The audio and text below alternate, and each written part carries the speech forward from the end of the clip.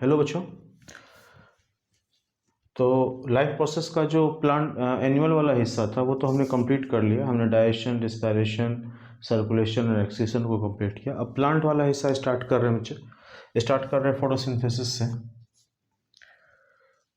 Photosynthesis के बारे में अगर हम लोग बात करें तो कह सकते हैं कि फोटोसिंथेसिस ऑटोट्रॉफिक न्यूट्रिशन को कंप्लीट करने का एक बहुत ही इम्पोर्टेंट तरीका है। दो प्रकार का न्यूट्रिशन होता है, autotrophic nutrition and heterotrophic nutrition. Autotrophic nutrition green plants के केस में देखा जाता है, जिसमें ग्रीन प्लांट अपना जो फूड होता है, अपना न्यूट्रिशन वो खुद से प्रिपेयर करते हैं। जबकि हेटेरोट्रॉफिक न्यूट्रिशन में जो ऑर्गेनिज्म होता है वो दूसरों के ऊपर डिपेंडेंट होता है अपने फूड एंड न्यूट्रिशन के लिए।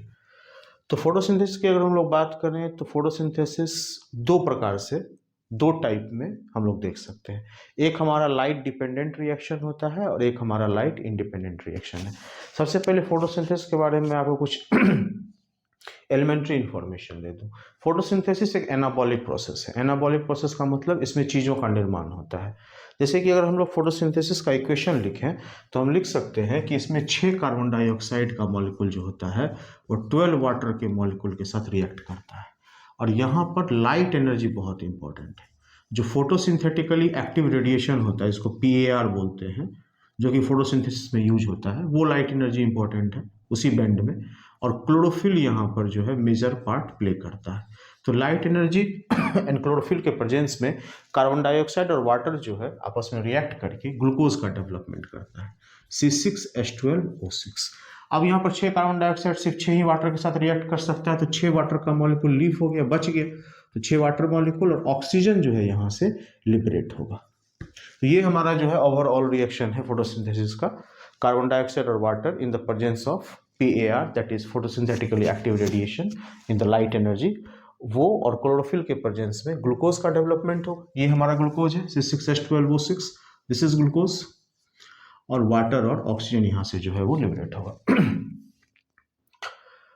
अगर हम लोग बात करें कि फोटोसिंथेसिस कितने तरीके से होता है या कितने उसके टाइप्स एंड स्टेप्स हैं, तो एक तो हमारा लाइट रिएक्शन है, that is called light dependent reaction, और एक हमारा लाइट इंडिपेंडेंट रिएक्शन, जिसको हम लोग डार्क रिएक्शन के रूप में भी देखते हैं। क्लोरोप्लास्ट में लाइट डिपेंडेंट रिएक्शन का कहाँ पोजीशन है? थाइलेक्वाइड्स इसका पोजीशन होता है। थाइलेक्वाइड पोजीशन करने का मतलब क्या हुआ? क्लोरोप्लास्ट को हम लोग क्या बोलते हैं? Chloroplast is called the kitchen of the cell. तो यहाँ पर कुछ इस प्रकार के सिक्के जैसे स्ट्रक्चर जो होते हैं क्लोरोप्लास्ट के अंदर मौजूद होते हैं। और ये जो सिक्के जैसा स्ट्रक्चर है इसको हम लोग क्या बोलते हैं? थाइलेक्वाइड्स बोलते हैं। थाइलेक्वाइड्स क्या करता है? लाइट एनर्जी को ट्रैप करता है। लाइट एनर्जी जो पत्ते के ऊपर गिर रहा है उसको थाइलेक्वाइड क्या करता है? ट्रैप करता है। और थाइलेक्वाइड का ये जो कलेक्शन है इसको हम लोग क्या बोलते हैं? इसको हम लोग ग्रेना बोलते हैं।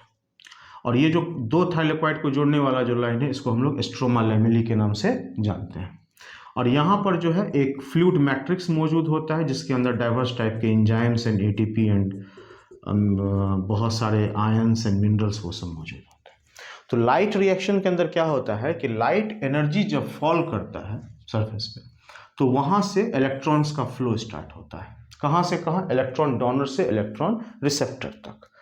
लाइट डिपेंडेंट रिएक्शंस के अंदर दो फोटो सिस्टम काम करता है, photo system 1 and photo system 2।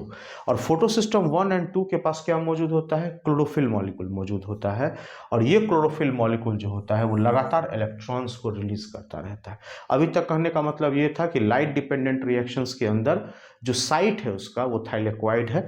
Thylakoid मतलब ये हुआ कि क्लोरोप्लास्ट के अंदर जो है लाइट एनर्जी को ट्रैप करने के लिए सिक्के के ढेर के जैसा एक स्ट्रक्चर होता है, इसको थाइलेक्वाइड कहते हैं हर यूनिट को। और इसके समूह को हम लोग ग्रेना के नाम से जानते हैं। और लाइट डिपेंडेंट रिएक्शन के अंदर दो फोटो सिस्टम होता है, फोटो सिस्टम 1 एंड 2, जिसके अंदर क्लोरोफिल मॉलिक्यूल होते हैं। और वो क्लोरोफिल मॉलिक्यूल जो होता है वो इलेक्ट्रॉन्स को रिलीज करता है। जब तक इलेक्ट्रॉन्स को रिलीज नहीं किया जाएगा तब तक रिड्यूसिंग पावर ATP और NADPH का निर्माण नहीं हो सकता है। इसके बाद जो है electron flow results in production of. अब जब इलेक्ट्रॉन का फ्लो होगा तो वहां पर क्या बनेगा? ये energy currency, that is ATP, adenosine triphosphate का डेवलपमेंट होगा। और ATP बनने की जो प्रक्रिया है, जो स्टेप है, उसको हम लोग फोटोफॉस्फोराइलेशन के नाम से जानते हैं। फोटो का मतलब लाइट और फॉस्फोराइलेशन का मतलब एटीपी का यहाँ पर डेवलपमेंट से है। और एक और एनएडीपी का डेवलपमेंट होगा। इसका फुल फॉर्म क्या होता है? Nicotinamide adenine dinucleotide phosphate. इसका फुल फॉर्म होता है निकोटिनामाइड एडेनिन डाइन्यूक्लियोटाइड फॉस्फेट, ये इसका फुल फॉर्म है। यह एक रिड्यूसिंग पावर है जिसका डेवलपमेंट लाइट रिएक्शन के द्वारा किया जाता है। तो यहाँ पर देखिए बच्चे, ओवरऑल रिएक्शन क्या है? वाटर है, ये वाटर टूटेगा, ब्रेक करेगा, स्प्लिट करेगा हाइड्रोजन और ऑक्सीजन में, और NADP जो है यहाँ पर लाइट और क्लोरोफिल के प्रेजेंस में रिएक्ट करेगा तो क्या बनाएगा? NADPH बना रहा है, हाइड्रोजन का मॉलिक्यूल यहाँ से रिलीज हो रहा है और ऑक्सीजन का मॉलिक्यूल रिलीज हो रहा है। ओके, और रिजल्ट क्या हुआ लाइट डिपेंडेंट रिएक्शन का? कि light energy is converted to chemical energy. मैंने पहले ही बताया कि लाइट डिपेंडेंट रिएक्शन का टारगेट ही होता है ATP और NADPH का डेवलपमेंट, और वाटर टूट रहा है हाइड्रोजन और ऑक्सीजन में। जबकि लाइट इंडिपेंडेंट रिएक्शन जो है, जिसको हम लोग डार्क रिएक्शन के नाम से भी जानते हैं, इसका साइट कहाँ पर होता है? स्ट्रोमा। लाइट इंडिपेंडेंट रिएक्शन में करना कुछ नहीं है, कार्बन डाइऑक्साइड को बस फिक्स या रिड्यूस कर देना है कार्बोहाइड्रेट के फॉर्म में। डार्क रिएक्शन का टारगेट ही यही है कि यह कार्बन डाइऑक्साइड को कार्बोहाइड्रेट के फॉर्म में चेंज कर रहा है। इसमें लाइट की कोई जरूरत नहीं होती है। यहां पर कार्बन को क्या किया जाता है? फिक्स किया जाता है RuBp के रूप में। यह RuBp क्या है? यह एक इलेक्ट्रॉन एक्सेप्टर है, कार्बन का एक्सेप्टर है। तो राइबोलोज बाइफॉस्फेट एक 5 कार्बन कंपाउंड के रूप में कार्बन को पहले फिक्स किया जाएगा, और ये आगे चल करके ग्लिसरेट फॉस्फेट GP के 2 मॉलिक्यूल्स का डेवलपमेंट करता है। और जब light independent reaction, that is dark reaction, जब आई की तरफ जाता है तब वो पहुंच जाता है किस फॉर्म में? केल्विन साइकिल के फॉर्म में जाता है, जहां पर जो ये कार्बन को फिक्स करने के बाद जो फर्स्ट प्रोडक्ट बन रहा था, जो एक्सेप्टर जो डेवलप हो रहा था RuBp, उसको फिर से एक बार तैयार कर दिया जाता है और ग्लिसरेट फॉस्फेट को रिड्यूस कर दिया जाता है शुगर के फॉर्म में। यहाँ पर देखिए रिएक्शन, कार्बन डाइऑक्साइड और वाटर मिल करके ये जो है CH2O, ये कार्बोहाइड्रेट को रिप्रेजेंट कर रहा है, इस फॉर्म में चेंज हो गया। ATP जो है वो ब्रेक कर रहा है ADP, मतलब एडिनोसिन ट्राइफॉस्फेट, चेंज हो रहा है एडिनोसिन ट्राइफॉस्फेट और पायरोफॉस्फेट के रूप में, और NADPH को भी हाइड्रोजन के साथ बाइंड अप करके हम NADP और वाटर मॉलिक्यूल का यहाँ पर डेवलपमेंट कर रहे हैं। अल्टीमेटली क्या टारगेट था? मैंने पहले ही बताया, कार्बन डाइऑक्साइड किस में रिड्यूस हो रहा है? कार्बोहाइड्रेट के फॉर्म में। कहाँ से प्राप्त करके एनर्जी? ATP और NADP के प्रेजेंस के कारण। तो ये दो हमारा स्टेप है, light independent reaction and light dependent reaction, जो कि फोटोसिंथेसिस के प्रोसेस को रिप्रेजेंट कर रहा है।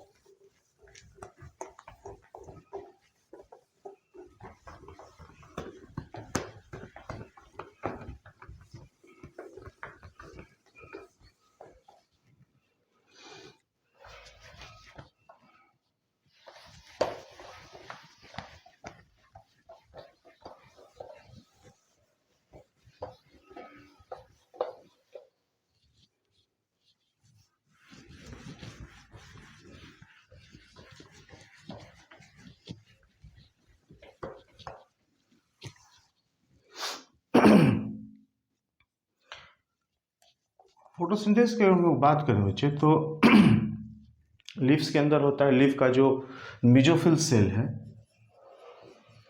मेसोफिल सेल, यहीं पे क्लोरोफिल पाया जाता है और यही साइट होता है हमारी फोटोसिंथेसिस का। ओवरऑल रिएक्शन मैंने पहले ही लिख दिया था, 6 carbon dioxide, 12 water in the presence of light and chlorophyll, ये चेंज होगा ग्लूकोज में, 6 वाटर मॉलिक्यूल और 6 ऑक्सीजन जो होगा यहाँ से रिलीज होगा, this is glucose. Okay, steps की बात करें तो सबसे पहले फोटोसिंथेसिस के अंदर लाइट एनर्जी को जो है वो चेंज करना होता है किसमें, केमिकल एनर्जी में।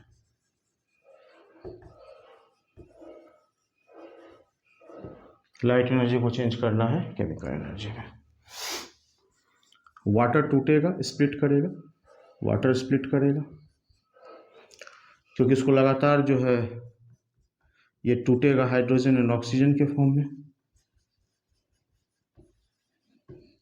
और साथ ही साथ हमें कार्बन डाइऑक्साइड को रिड्यूस करना होता है या फिक्स करना होता है, कार्बन डाइऑक्साइड को फिक्स करना होता है in the form of glucose carbohydrate.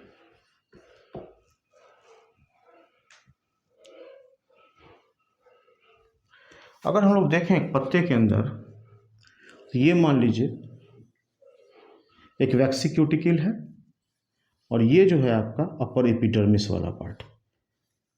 Epidermis जो होता है वो बाहरी लेयर है, तो ये सबसे ऊपर वैक्सीक्यूटिकल। वैक्सीक्यूटिकल क्यों है? वैक्सीक्यूटिकल एक्सेस वाटर को वेपर्स के रूप में बाहर निकलने से रोकता है, मतलब ट्रांसपिरेशन की गति को थोड़ा स्लो डाउन कर देता है, वाटर लॉस को कम करता है। ये आपका एपिडर्मिस हो गया। एपिडर्मिस के नीचे आपको नजर आएगा कंपैक्टली अरेंज्ड पेलिसेड पेरेन्काइमा। पत्ते का मैं आपको एक ट्रांसवर्स सेक्शन दिखा रहा हूँ। ये नीचे आपको मिल जाएगा पेलिसेड पेरेन्काइमा, काफ़ी कंपैक्टली अरेंज्ड, और इसके नीचे बड़ा बड़ा इंटरसेलुलर स्पेस के साथ मौजूद होगा स्पॉन्जी पेरेन्काइमा। नीचे की तरफ आपका लोअर एपिडर्मिस होगा,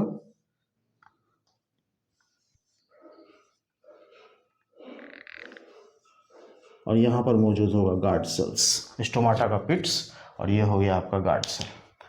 तो ये हो गया आपका अपर एपिडर्मिस,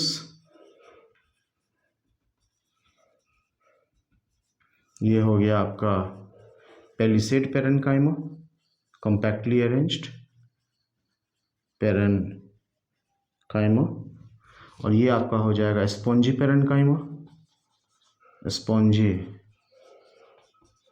पेरेन्काइमा। ये हो गया आपका एयर स्पेस, यहाँ पर मौजूद है आपका गार्ड सेल्स। स्टोमाटा का जो गार्ड सेल्स होता है वो यहाँ पर मौजूद है, जो कि क्लोज एंड ओपन होता है। क्लोज होता है तो कार्बन डाइऑक्साइड की एंट्री बंद हो जाती है, ओपन जब होगा तो कार्बन डाइऑक्साइड की, या मतलब गैसेस एक्सचेंज तब होगा जब गार्ड सेल्स ओपन रहेगा। गार्ड सेल के क्लोज होने का मतलब यह है कि गैसेस एक्सचेंज यहाँ पर बंद हो चुका है। तो ये हमारा जो है प्रोसेस है, कार्बन डाइऑक्साइड का मूवमेंट इसी के द्वारा होगा, और इसी कार्बन डाइऑक्साइड को आगे चल करके फिक्स कर दिया जाएगा ग्लूकोज के फॉर्म में पत्तों के अंदर by the process of photosynthesis. Okay, मुझे लगता है कि आपको ये बेहतर समझ में आया होगा फोटोसिंथेसिस का सारा स्टेप्स। नेक्स्ट टॉपिक हम लोग जो स्टार्ट करेंगे वो रिस्पायरेशन करेंगे, जिसमें एरोबिक और एनारोबिक रिस्पायरेशन के बारे में आपको बताएंगे।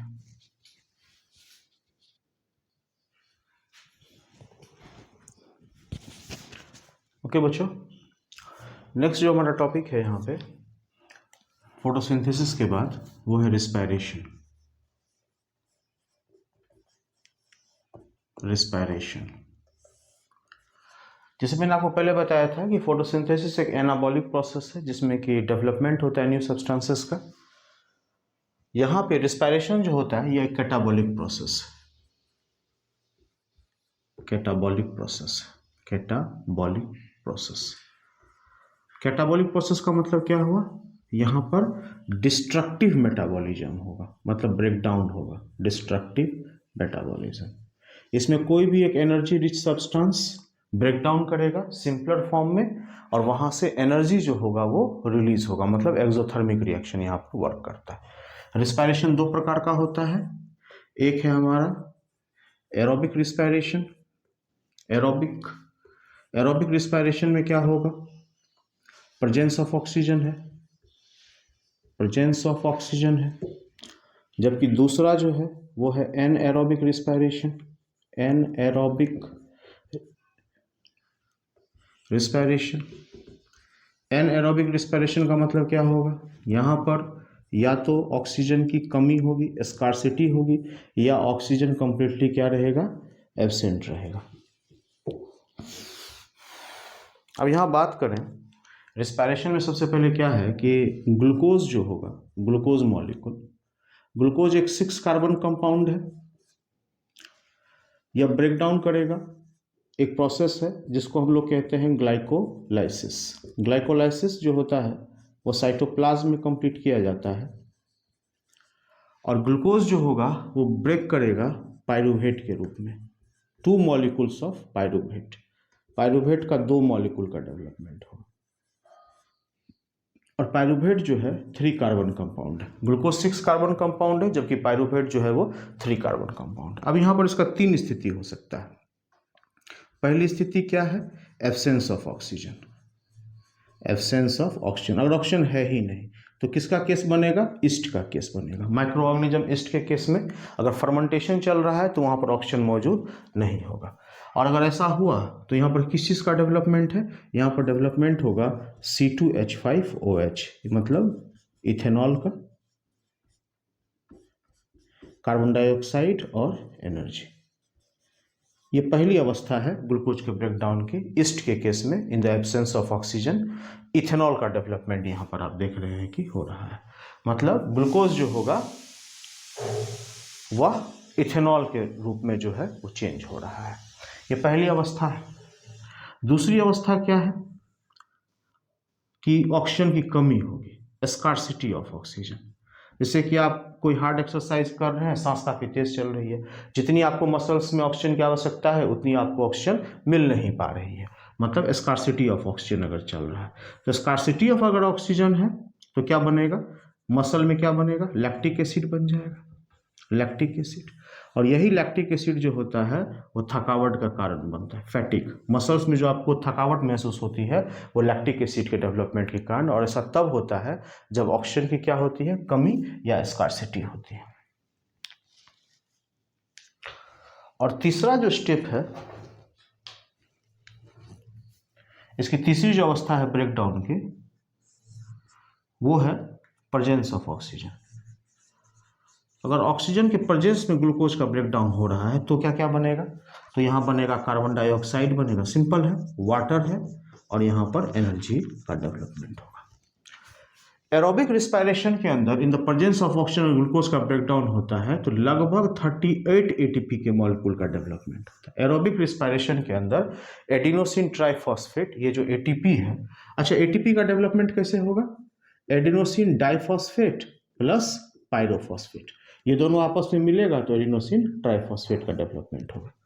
और लगभग अगर एडिनोसिन ट्राइफॉस्फेट के टर्मिनल फॉस्फेट के बॉन्ड को आप तोड़ेंगे तो काफ़ी ज़्यादा अमाउंट में एनर्जी यहाँ से रिलीज होता है, 30.5 किलो जूल के आसपास जो है वो एनर्जी यहाँ से लिबरेट या रिलीज होता है।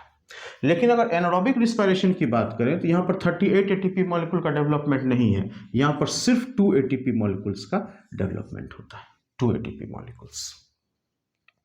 तो मैंने एक लमसम आइडिया जो है आपको रिस्पायरेशन का दिया है। इसके बाद अगर हम लोग प्लांट के केस में अगला स्टेप अगर डिस्कस करें, जो अगला पार्ट है हमारा लाइफ प्रोसेस के प्लांट वाला, वो है transportation of water and food. Leaves, पत्तों के अंदर जो फूड का डेवलपमेंट होता है वह किस तरीके से मल्टी डायरेक्शन में पूरे प्लांट की बॉडी में ट्रांसफर होगा, क्या क्या कौन सा स्ट्रक्चर जिम्मेदार है, और दूसरा ये है कि वाटर का ट्रांसपोर्टेशन किस तरीके से प्लांट्स के केस में देखा जाता है। तो नेक्स्ट हमारा स्टेप हो जाएगा ट्रांसपोर्टेशन। ट्रांसपोर्टेशन, ध्यान से सुनेंगे। ट्रांसपोर्टेशन में, प्लांट में ट्रांसपोर्टेशन की अगर हम लोग बात करें तो जो पहला स्ट्रक्चर है वो है जाइलम, जाइलम, और जो दूसरा स्ट्रक्चर है वो क्या है, वो है फ्लोएम। पहले ये जान लेते हैं कि जाइलम और फ्लोएम है क्या। ये दोनों जो है कॉम्प्लेक्स परमानेंट टिश्यू है, कॉम्प्लेक्स परमानेंट टिश्यू है। सिंपल परमानेंट टिश्यू कौन कौन होता है? पेरेन्काइमा होता है, कोलेनकाइमा होता है और स्क्लेरेन्काइमा होता है, जबकि कॉम्प्लेक्स परमानेंट टिश्यू जाइलम है और फ्लोएम। जाइलम बना हुआ होता है ट्रैकीड का, वेसल्स का, जाइलम पेरेन्काइमा का एंड जाइलम फाइबर्स का।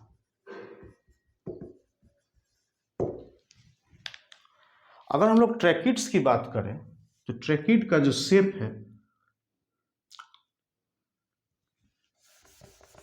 ट्रैकिड का जो शेप है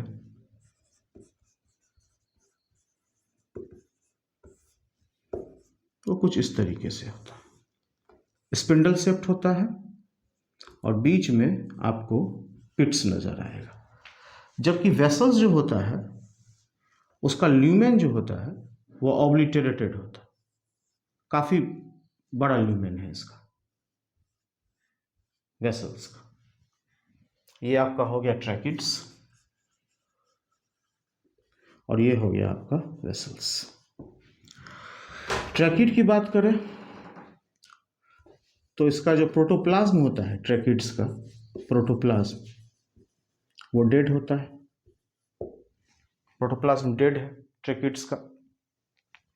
और इनका जो ल्यूमेन होता है, ये जो बीच वाला सेक्शन है इसको हम लोग ल्यूमेन कहते हैं, ल्यूमेन।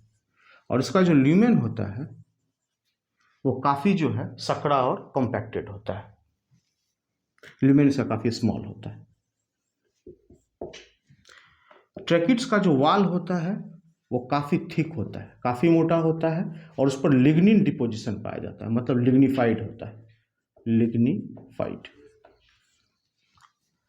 वेसल्स की बात करें तो वेसल्स का जो ल्यूमेन होता है वो लार्ज होता है, काफी बड़ा ल्यूमेन होता है और ये भी लिग्निफाइड वाल्स होता है इनके पास भी, लिग्निफाइड वाल्स।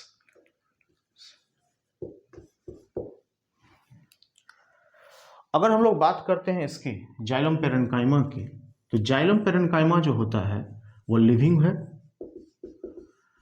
और इसका काम क्या है? Storage of food, storage of food. जबकि जाइलम फाइबर्स जो होते हैं, ये जो है हमारा जाइलम फाइबर्स, जाइलम फाइबर ये डेड होता है, डेड प्रोटोप्लाज्म है इसके पास और इसका काम होता है to provide mechanical support, mechanical support. ये तो मैंने आपको जाइलम के बारे में कुछ बेसिक इंफॉर्मेशन बताया। अब बात यह है कि ट्रांसपोर्टेशन वाटर का किस तरीके से होगा, क्योंकि जाइलम का जो है प्राइमरी फंक्शन हम जूनियर क्लासेस से पढ़ते आ रहे हैं कि इसका मेन काम है कि ये वाटर का कंडक्शन करता है, कंडक्ट वाटर, वाटर को कंडक्ट करता है from roots to the diverse part of the plant, मतलब बेसिकली लीव्स तक ले जाता है और लीव्स से ट्रांसपिरेशन के द्वारा जो है वो लगातार पत्तों से वेपर के रूप में बाहर निकलता रहता है। ये काम है जाइलम का। तो अगर हम लोग बोलें कि किस तरीके से वाटर का ट्रांसपोर्टेशन होगा, तो कुछ फोर्स यहां पर काम करता है वाटर के ट्रांसपोर्टेशन के लिए। सबसे पहला फोर्स क्या है? कोहेजन। कोहेजन का मतलब क्या हुआ कि वाटर मॉलिक्यूल्स आपस में attracted, water molecules attracted to each other. ये तो कोहेजन की बात हो गई। अब अगर हम लोग बात करें दूसरा, तो वो है हमारा एडहेशन। एडहेशन का मतलब ये हुआ कि वाटर का जो मॉलिक्यूल है, वाटर मॉलिक्यूल वो अटैच्ड हो जाता है किसके साथ? Attached to tracheary elements, tracheary elements. अब जिस सरफेस के साथ वाटर का मॉलिक्यूल अटैच्ड है उसी सरफेस की मदद से धीरे धीरे ये ऊपर की तरफ जाएगा, मतलब रूट से लीव्स की तरफ ये मूव करेगा। तीसरा जो इंपॉर्टेंट फोर्स होता है वो होता है सरफेस टेंशन का।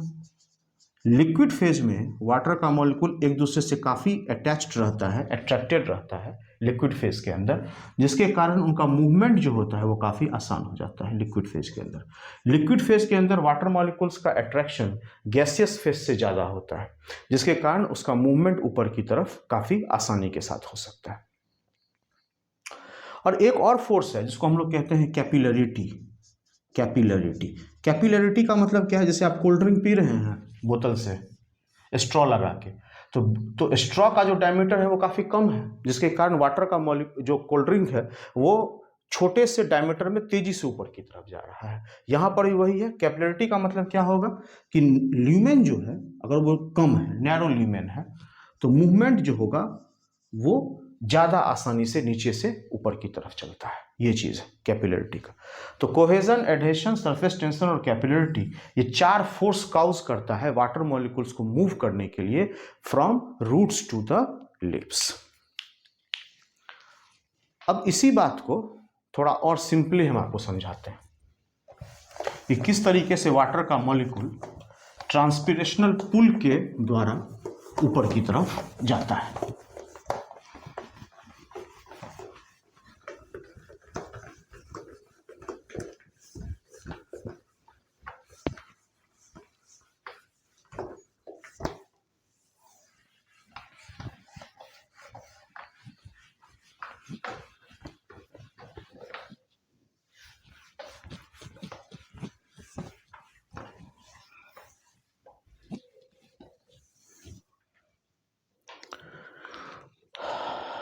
देखिए, ये मान लीजिए ये रूट हेयर वाला हिस्सा है, रूट हेयर्स।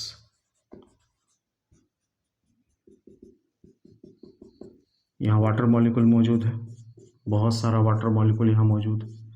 रूट हेयर्स के द्वारा ये आगे की तरफ वाटर मॉलिक्यूल मूव करेगा और सबसे पहले पहुंचेगा एपिडर्मिस में।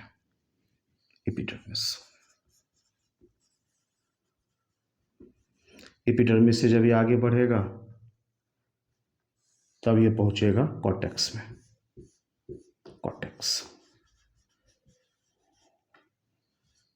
कॉर्टेक्स से आगे बढ़ा तो पहुंचा एंडोडर्मिस में।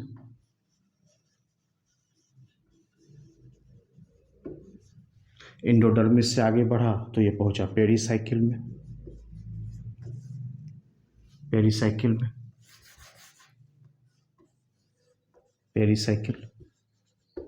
और पेरीसाइकिल से जब ये आगे की तरफ बढ़ेगा तब ये पहुंच जाएगा जाइलम में। और जाइलम में जब पहुंचेगा तब ये ऊपर की तरफ मूव करना शुरू करेगा। तो एपिडर्मिस, कॉर्टेक्स, एंडोडर्मिस, पेरीसाइकिल और फिर जाइलम से में पहुंच करके ये ऊपर की तरफ जाना शुरू करेगा। ऊपर की तरफ जाने का मतलब ये हुआ कि जब ये लीव्स के अंदर पहुंचेगा, यहाँ पर जो स्टोमाटा के पिट्स मौजूद होंगे, यहाँ से वाटर का मॉलिक्यूल लगातार स्टोमाटा के पिट से एटमॉस्फेयर में वाटर वेपर के रूप में निकल रहा है, मतलब ट्रांसपिरेशन यहाँ पर चल रहा है। तो रूट हेयर के पास जो है वाटर का कंसंट्रेशन, जो है वो हाई है और बगल वाले एपिडर्मिस से वाटर का कंसंट्रेशन कम है। तो डिफ्यूजन का फोर्स क्या कह रहा है? Higher concentration to lower concentration जाएगा। तो रूट हेयर से एपिडर्मिस, एपिडर्मिस से कॉर्टेक्स, कॉर्टेक्स से एंडोडर्मिस, एंडोडर्मिस से पेरीसाइकिल, पेरीसाइकिल से जाइलम, और जाइलम का जो ट्रैकिड वेसल जो भी है वो सब उसको लेकर के लीव्स के सरफेस तक।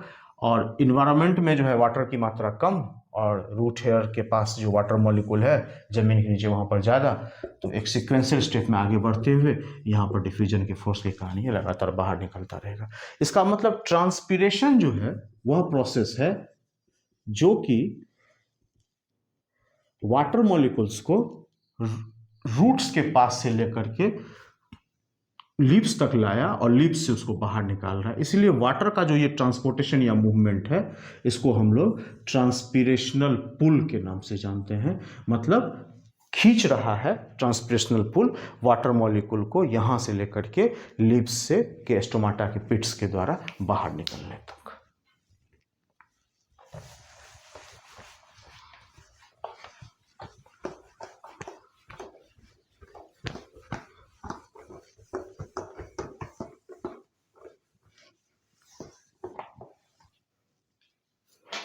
अब अगर हम लोग बात करें नेक्स्ट स्टेप की,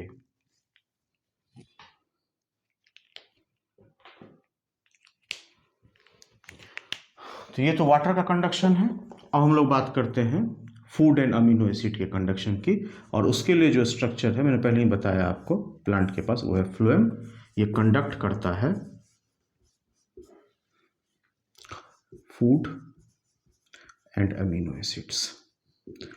अब फूड का डेवलपमेंट जो है पत्तों में हो रहा है और उस न्यूट्रिशन की आवश्यकता पौधे के हर पार्ट को है। तो फ्लोएम के द्वारा जो मूवमेंट होगा फूड एंड अमीनो एसिड का वो सभी डायरेक्शन में होगा, मतलब मल्टी डायरेक्शनल मूवमेंट है। अब हम लोग बात करें कि फ्लोएम के अंदर क्या क्या मौजूद है। तो यहाँ पर मौजूद है सीव ट्यूब और इसके साथ बिल्कुल एसोसिएटेड रहने वाला इसका दोस्त जिसको कहते हैं कंपेनियन सेल। ये कंपेनियन सेल जो होता है वो पेरेन्काइमेटस होता है, मतलब पेरेन्काइमा का बना हुआ है, लिविंग होता है। और कंपेनियन सेल के पास न्यूक्लियस मौजूद है, वो न्यूक्लियस जो कि सीव ट्यूब के सारे फंक्शंस को कंट्रोल करता है। सीव ट्यूब जो है इसके पास साइटोप्लाज्म मौजूद है,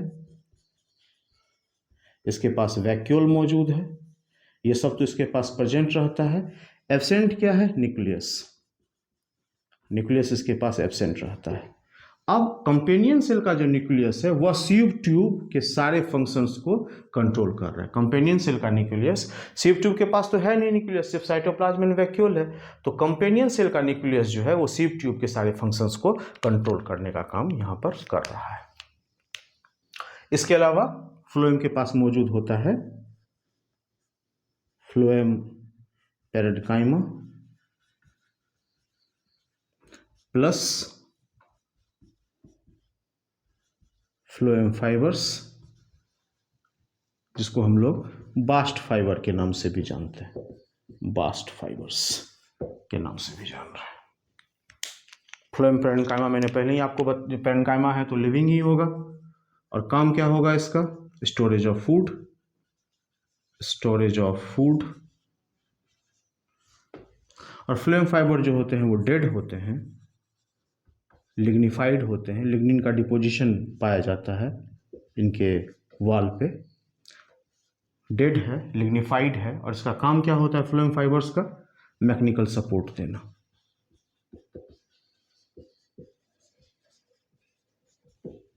मैकेनिकल सपोर्ट देना। तो ये सारा कहानी जो है वो फ्लोएम का है। जरा देखिए बच्चे यहाँ पर कि ये हमारा जो है सीव ट्यूब है और इसका जो इंड वाल होता है सीव ट्यूब का वो परफोरेटेड होता है। जब परफोरेटेड है इसीलिए वो सीव प्लेट्स का निर्माण करता है। यहाँ देखिए इंड वाल इसका परफोरेटेड है इसीलिए वो डेवलप करता है। और इसके आउटर वाल पर इसका दोस्त कंपेनियन सेल मौजूद होता है जिसके पास अपना एक वेल डिफाइंड न्यूक्लियस है और इसी न्यूक्लियस की मदद से या सीव ट्यूब के, ये हमारा हो गया कंपेनियन सेल,